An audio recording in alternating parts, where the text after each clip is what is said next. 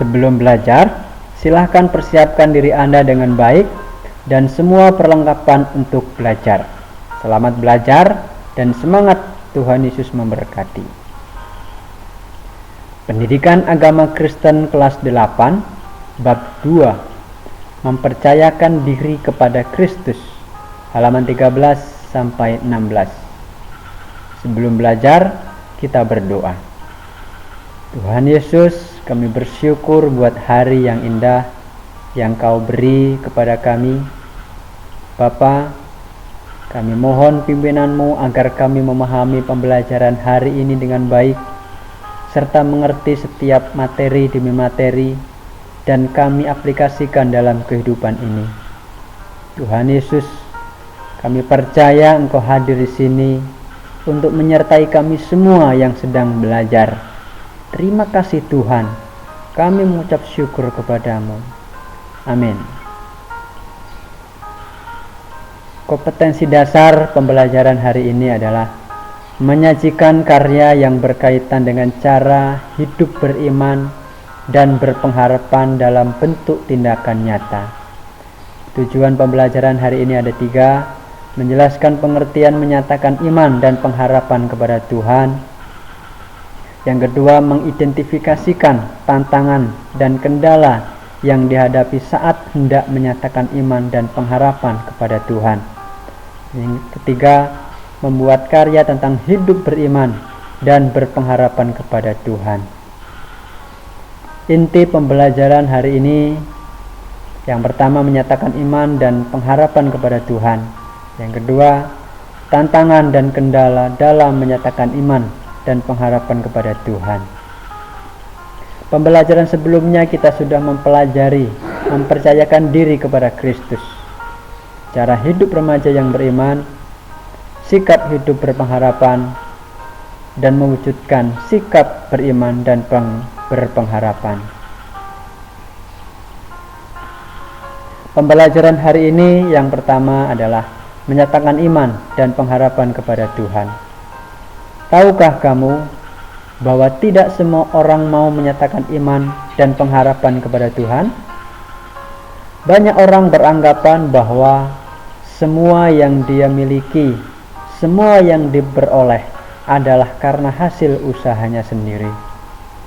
Mereka tidak percaya bahwa Tuhan yang membuat semuanya menjadi berhasil.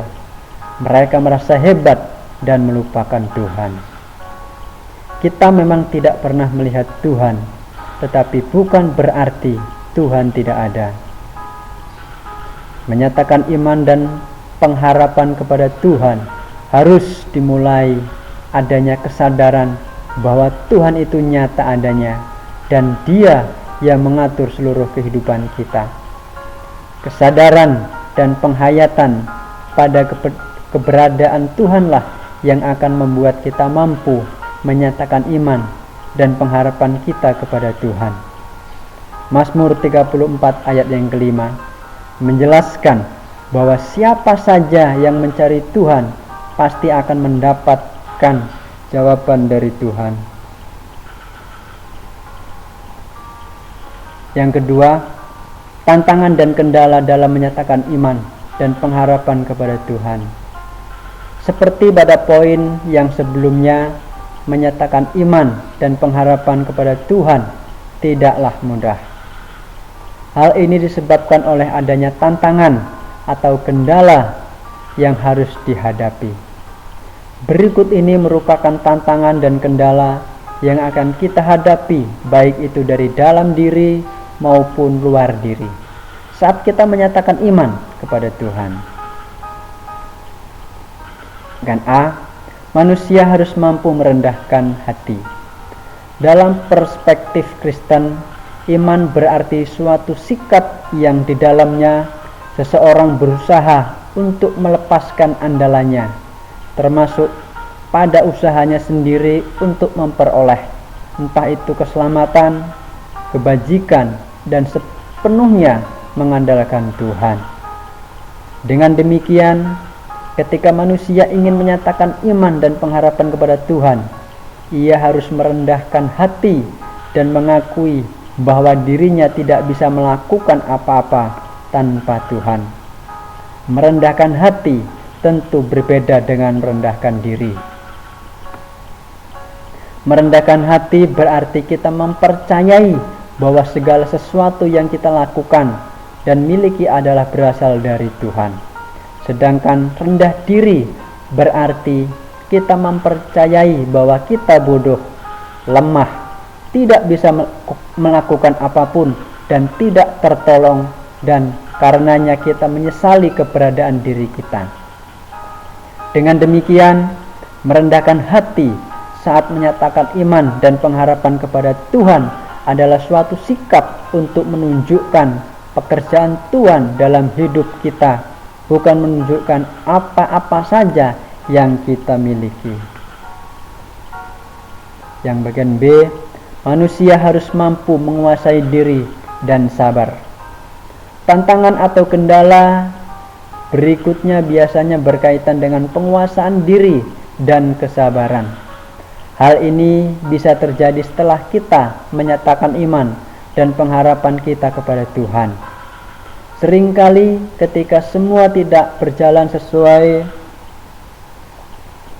dengan rencana kita atau tidak sesuai dengan apa yang kita bayangkan, kita kemudian menjadi tidak sabar dan marah kepada Tuhan. Beberapa orang bahkan meninggalkan Tuhan. Amsal 16 ayat yang ke-9. Hati manusia merancangkan jalannya, tetapi Tuhan yang menetapkan langkah-langkahnya. Artinya, manusia harus menguasai dirinya. Ia harus menyadari bahwa ia ada dalam otoritas dan kekuasaan Tuhan. Tuhanlah yang menentukan kehidupan ini. Kita adalah alat Tuhan untuk kemuliaannya. Jika kita bisa menguasai diri, sabar, dan tetap optimis, itulah bukti bahwa kita sedang menyatakan iman dan pengharapan kita kepada Tuhan. C.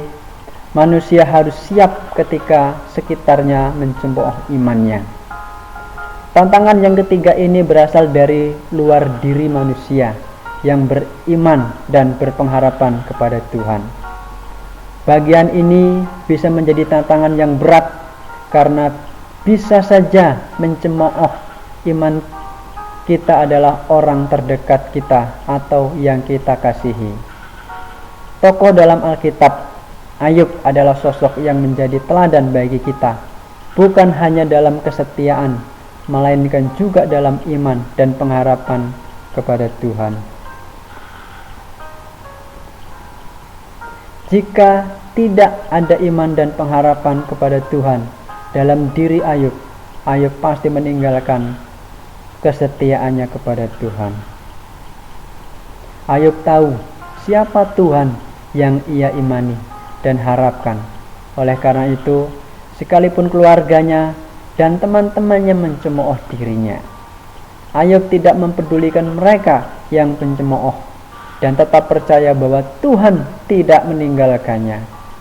Iman dan pengharapan kepada Tuhan dipegang teguh dan terbukti Tuhan mengembalikan semuanya lebih dari sebelumnya. Kesimpulan pembelajaran hari ini adalah menyatakan iman dan pengharapan kepada Tuhan harus dimulai dari adanya kesadaran bahwa Tuhan itu nyata dan Dia yang mengatur seluruh kehidupan kita. Kesadaran dan penghayatan pada keberadaan Tuhanlah yang akan membuat kita mampu menyatakan iman dan pengharapan kita kepada Tuhan. Jika kita bisa menguasai diri, sabar, dan tetap optimis, itulah bukti bahwa kita sedang menyatakan iman dan pengharapan kita kepada Tuhan. Kita akhiri pembelajaran hari ini dengan berdoa. Terima kasih Tuhan buat pimpinanmu pada hari ini. Kiranya pelajaran hari ini dapat kami pahami dan kami lakukan dalam kehidupan sehari-hari, serta hidup kami dipimpin dan disertai oleh Roh Kudus. Kami mengucap syukur kepadamu. Amin.